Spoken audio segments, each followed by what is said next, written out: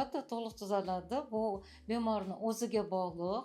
Albatta buni birinchi galda shifokor ko'rigiga kelish kerak, gepatolog ham ko'rish kerak bunaqa holatda, shifokor endokrinolog ham ko'rish kerak bo'ladi.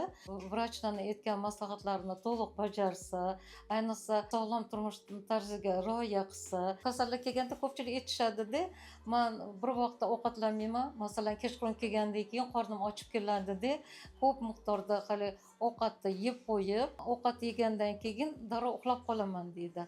Bunda hali ovqatda yaxshi hazm bo'lmaydi va ko'pincha jigarda yog' to'planishiga olib keladi, jirovoy gepatozi kelib chiqishiga.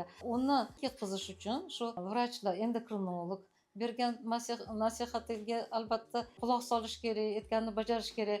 Ayniqsa aktiv hayotda, ya'ni ko'proq harakatda bo'lishiga rioya qilish kerak bo'ladi. Ovqat yegandan keyin darrov yotib qolishi mumkin emas.